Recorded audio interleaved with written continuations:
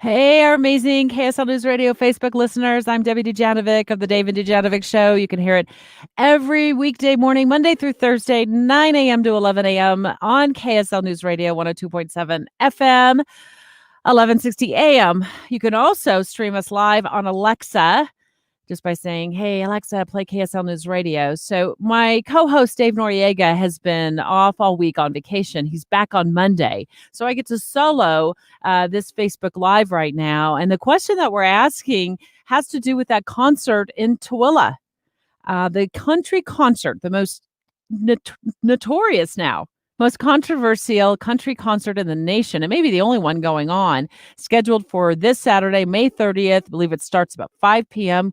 Country superstar Collin Raye expected to appear on stage at the amphitheater in Tooele County. Well, a judge has just issued, as of last night, a restraining order. The county filed a petition with the courts to get a judge to sign a restraining order. I want to know if you think the concert should be canceled. Do you think the concert should be canceled? Or is that a big no from you that you think it should go on?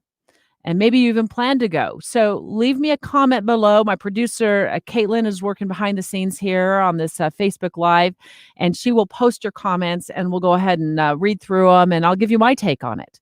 But I want to get to the meat of this story, the heart of this issue, and what's being challenged here.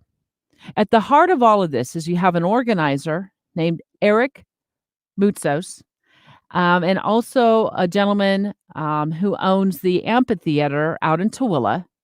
It can hold, according to Eric, up to 10,000 people who have decided to challenge the health department's authority.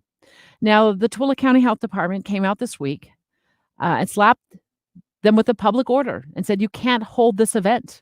You have not filed for the proper permit. And when they file for a permit, they have to get things like enough bathrooms. I mean, you know what it's like when you go to a concert. There's never enough bathrooms anyway. So they have to come up with a plan. And not only for bathrooms and for, the management in terms of the health management of the facility and the food handlers to make sure the people that are supplying the food are all properly permitted. But we're in a pandemic now, and the rules have changed under the governor's directives and the orders that we're now under in terms of, and the guidelines and social distancing and masks and making sure that places don't become hot spots for the spread of COVID. But there has been no permit filed. However, the concert organizer and the owner of the private venue, the amphitheater, says the show will go on no matter what. The show will go on Saturday. So my question to you is, should it be canceled? Should the judge keep that restraining order in place? Now, there's a hearing scheduled for tomorrow afternoon. Yeah, today's Thursday. Yeah, Friday afternoon in court. Both sides are being told to appear and argue the evidence in the case.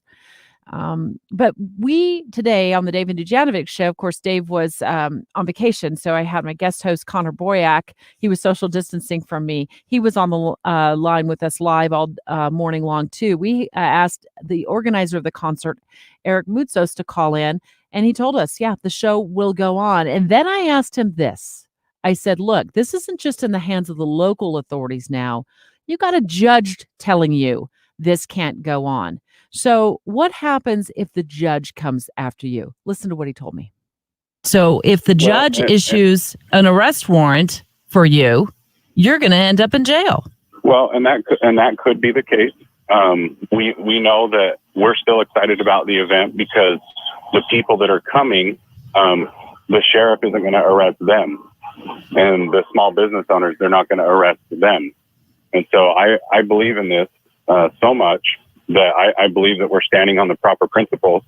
And in several years to come, I think there's going to be a lot of people, including some people in positions of authority in Tooele, they're going to be standing on the wrong side of history on this one.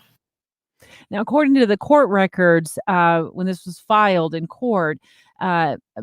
Moutsos was also very concerned that the sheriff could potentially show up and arrest country superstar Collin Raye from the stage. And the sheriff in this affidavit that was filed in court came back and said, no, that's not the intention at all, that he wasn't aware of anything that Mr. Raye would be doing that would warrant the singer's arrest. But the other concern is, will the concert goers potentially be arrested if this is not permitted? If you decide to show up, could you be arrested? We got Tooele County Commissioner Sean Milne on the line with us as well on the David Dujanovic show this morning. He called in at 9:20 right after we interviewed the concert organizer, who told us, yeah, the show's going to go on. And he said, our intention is not to arrest people. It's to get these folks who are organizing this concert to file a permit and follow the proper channels. So let's listen to what Commissioner Milne told me on the show today. It'd be great to work with them rather than for them to take such an adversarial posture with our county. The organizer and the venue holder, they keep making this about something that it isn't. And, they can tout that it's about the pandemic all they'd like, but from my perspective, this is about following the law and the rule of law. That we have this permit process under normal circumstances. Country Fan Fest, Utah's largest music festival, goes through this process every year, and they're great to work with our community. Same thing with Night Lights or Lantern Fest. I mean, this is hardly a one-off, and we're not picking on them. They just need to go through the process from my perspective. But they're not going to go through the process. And a lot of times these process, when you file a permit with the health department, they're not necessarily expedited. They can take, days, if not weeks. But from the very beginning, the organizer of the concert, and we've had him on the show now 3 times live with us, he said, I don't care if they issue a permit or not. This is really about whether the health department has the authority to shut down events like this and, what we're allowed to do in a pandemic. And he's told me repeatedly that this has to do with bringing businesses back online. So as part of this concert, it sounds like they're bringing in a lot of different businesses that can go ahead and set up shop at the concert, and they can sell their wares, and there's going to be food there available, and people who go there can buy food. And this is a way to help reactivate some of these businesses that have been hurting during the pandemic. But he's not willing to file the needed permit for the health department to authorize any of this. So I'm wondering what you all think. Should the concert still go on, or do you hope that the judge sticks with her decision to issue the temporary restraining order? It was issued last night. I've got a copy of it here. Here it is. I've got some notes on it, but it was issued last night. It was signed last night at 6:49 p.m. And it says right here that the plaintiff's motion and the court hereby grants the plaintiff's request for a TRO, or temporary restraining order, and then goes on to state the reasons below. One of the things the county had said is that they'll suffer irreparable harm. Irreparable harm. Well, what's the definition of irreparable harm? My definition of irreparable harm is probably, I don't know if it's a legal definition or not, is my definition of irreparable harm. That country concert in Tooele becomes a hotspot for another COVID-19 outbreak. It becomes a hotspot. So I'm not going to be attending that concert. I'm not ready to attend a concert yet. I'm not ready. I've been to a lot of concerts, and I really think it would be impossible to people to social distance from me the way I would want people to social distance from me. People have a lot of fun at concerts, and they tend to get into each other's spaces. So I'm not sure the 6-foot rule would apply here at that concert. Aubrey, thank you so much for leaving a message. I have a small business that will be there Saturday with a booth. Aubrey, I want you to expand on that. All these small businesses that are going there are, according to the organizer, are really concerned about, having lost so much business during the pandemic, and this is an opportunity. So as a small business owner who's going to have a booth there, what's your small business? What do you do for a living? So go ahead and post that there, and let's expand on that. And are you going to be also add in that comment back to me, Aubrey, if you wouldn't mind? Are you going to be wearing a face mask? Do you care if your customers who are out there wear a face mask? Will you be taking any of the guideline precautions at all when you're out there? Because I'll tell you what's going to get me out there, Aubrey. I'll tell you what's going to get me out there as a customer in the future. Not to this concert, not ready yet. Is that if you tell me you're going to take precautions to protect me, you're going to take precautions to protect me, you're going to take precautions to protect my son, who's a super major country music fan, and we go to concerts together. In fact, we just found out one was canceled in June that we were late June that we were planning on going to, but we weren't sure we were going to go to it. We weren't sure we were ready yet. We were talking about that, in fact, yesterday when we found out it was canceled. What precautions are you willing to take for me? So I bring more of my family members out to concerts. So maybe more of us open up our wallets when we're out at those concerts and we spend money at your booth. Caitlin, our producer extraordinary behind the scenes, do we have any other comments? I'm wondering how others feel about this concert. Ben Anderson, thank you so much for leaving me a comment. One, they don't know how many people will show up. Let's leave that comment up there, Caitlin. Let me address that. That amphitheater holds up to 10,000 people, according to the organizer. I've talked to him about this several times. Up to 10,000 people. I've been social distancing as one person in my backyard. So if you're going to sway me to come to a concert, to buy your merchandise, if you're a business owner setting up a booth, you have to convince me that I'm going to go from one person social distancing in my backyard. My daughter lives with me, so occasionally, we're together. She's really busy. She's working and going to school. To want to be in a group of 10,000 people, many of whom I've never met before.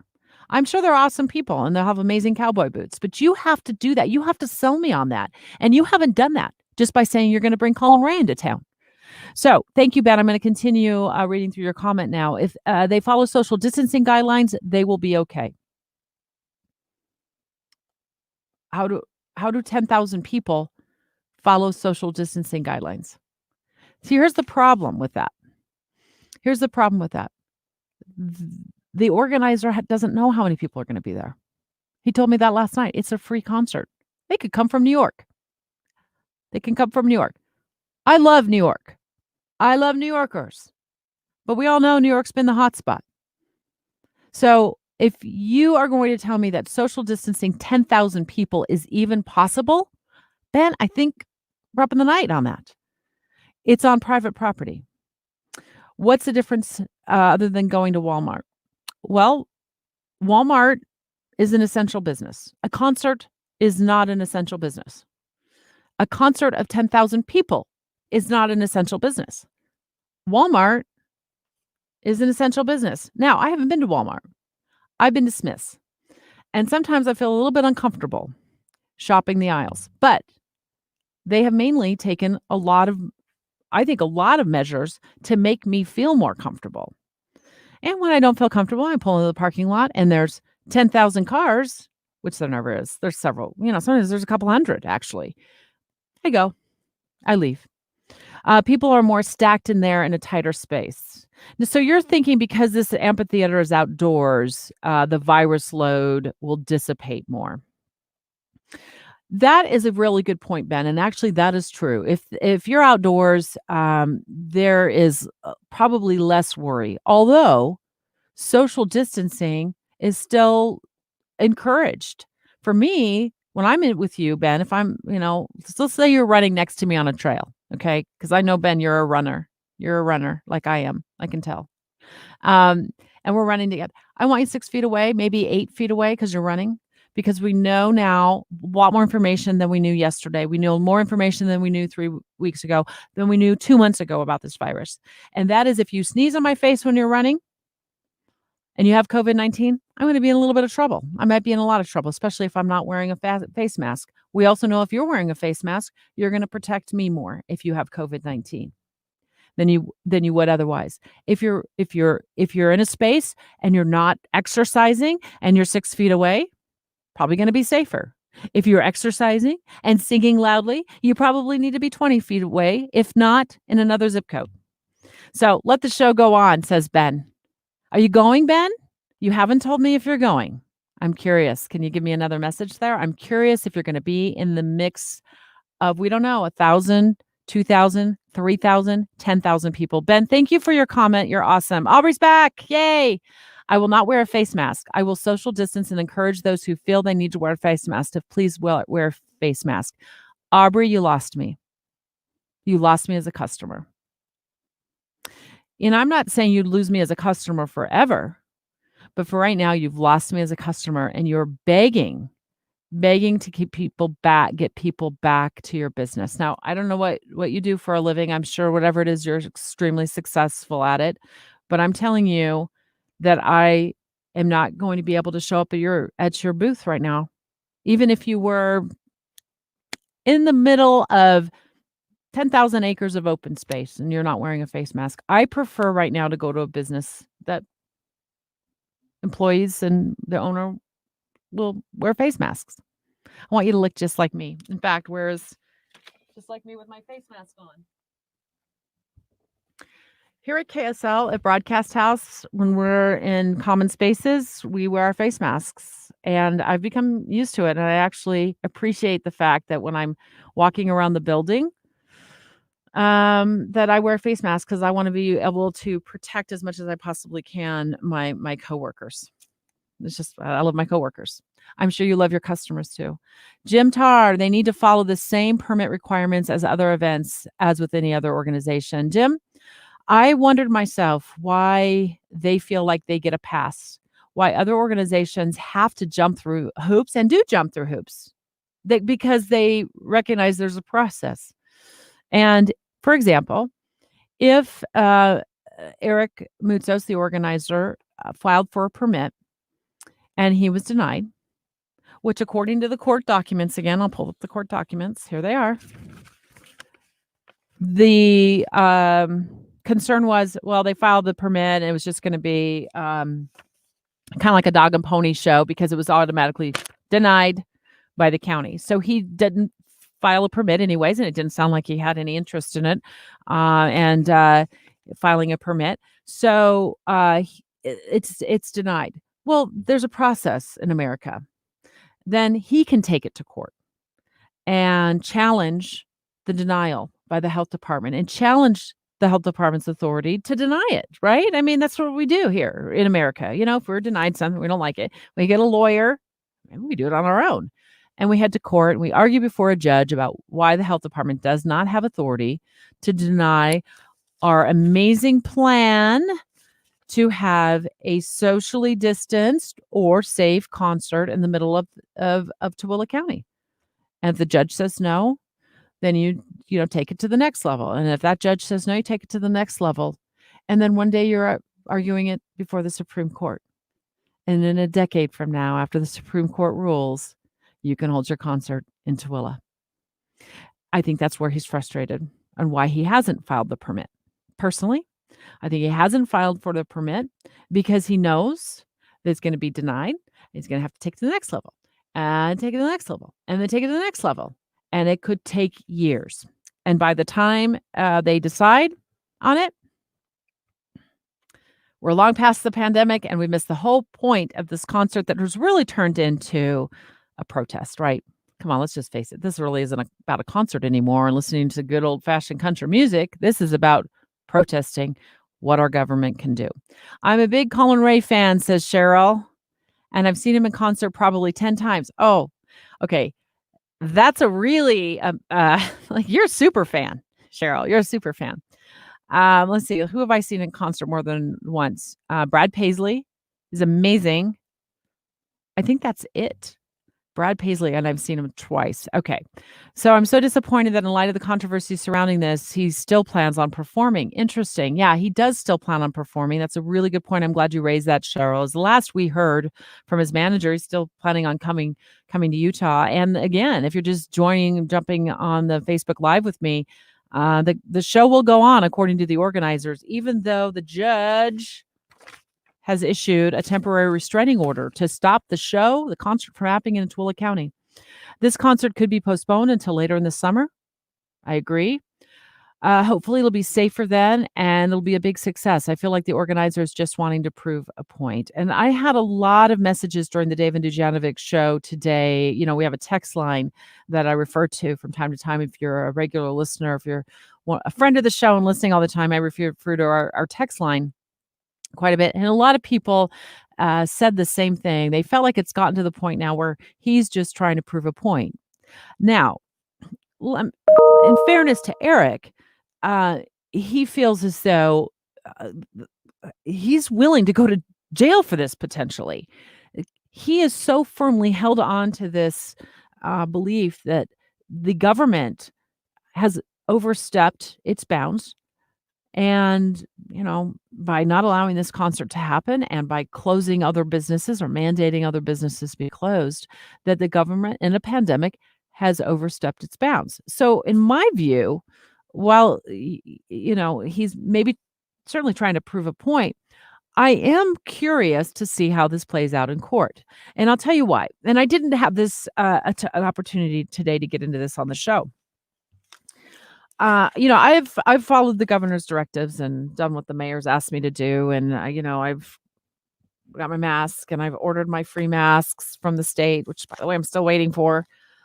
Um, I just I want to take us back to the beginning of this.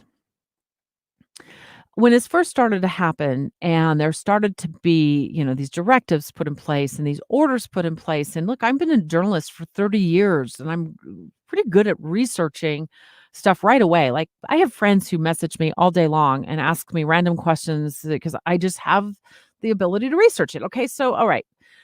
So when these orders started to come out, I didn't really know what my rights were.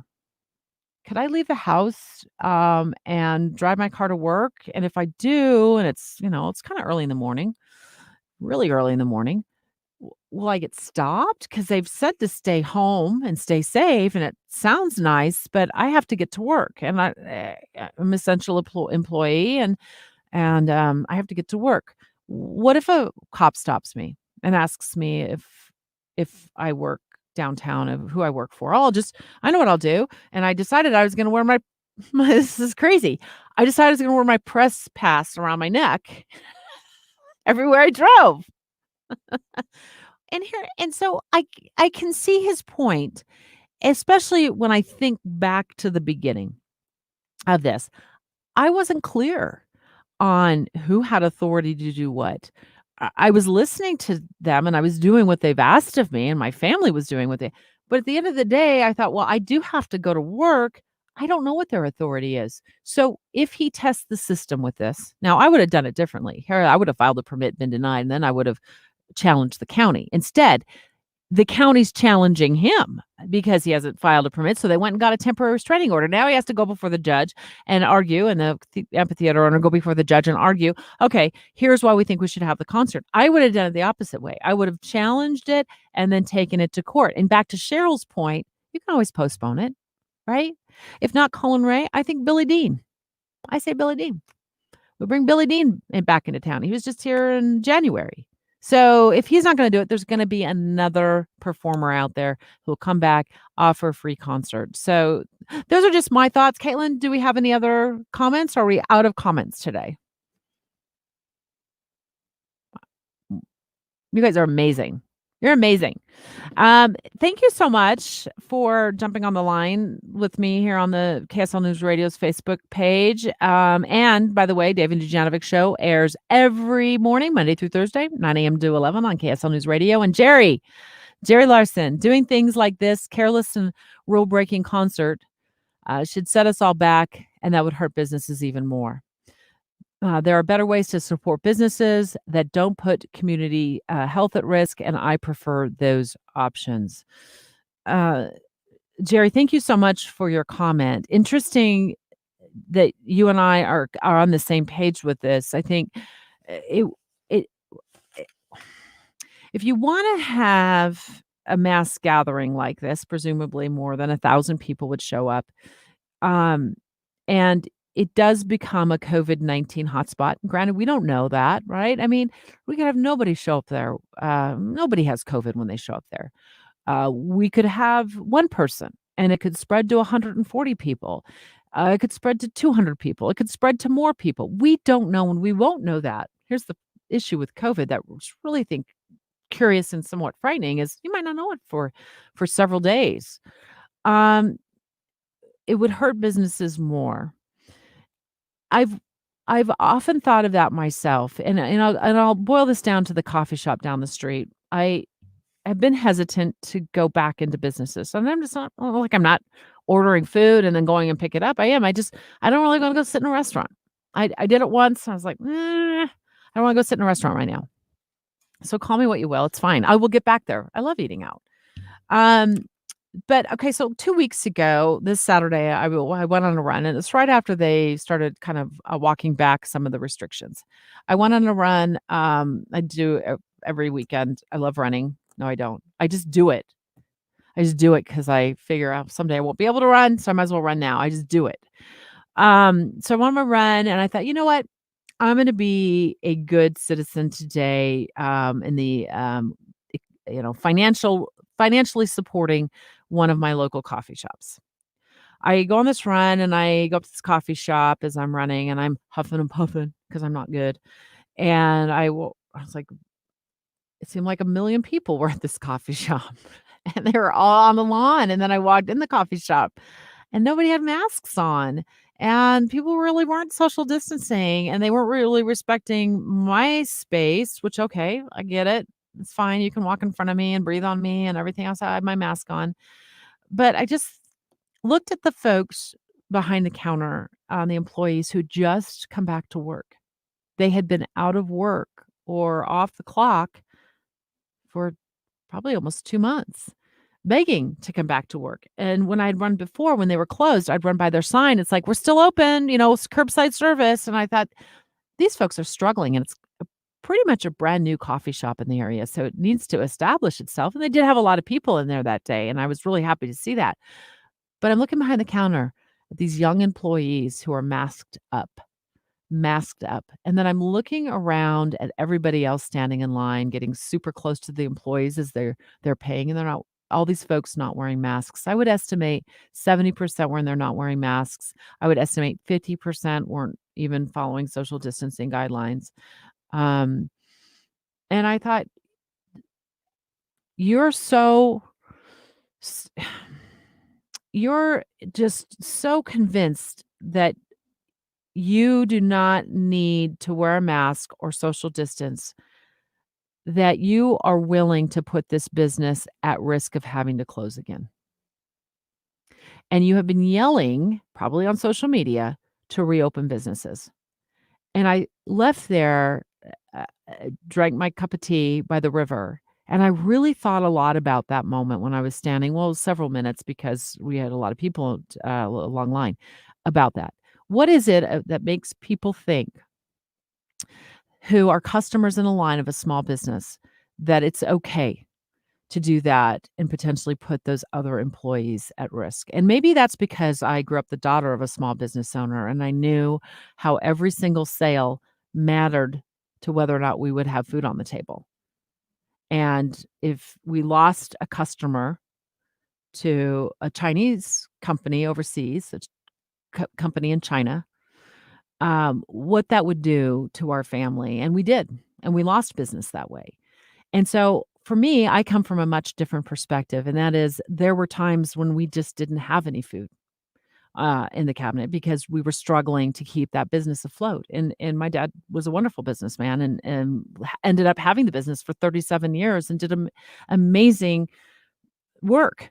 In fact, some of it you probably see. So when you're out and about, I mean, he cast the MGM lion at the MGM Resort in Las Vegas. That big lion, that massive bronze lion that you see when you pull into town in Las Vegas, that's from our family foundry.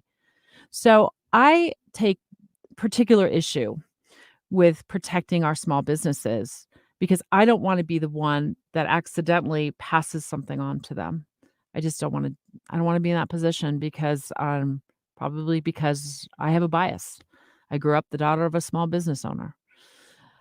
Lisa, I hope I say that right. Williams, if Lagoon can open, why can't this outdoor concert? Well, why can't it happen? Well, all the county is asking them to do, Lisa, is file for a permit.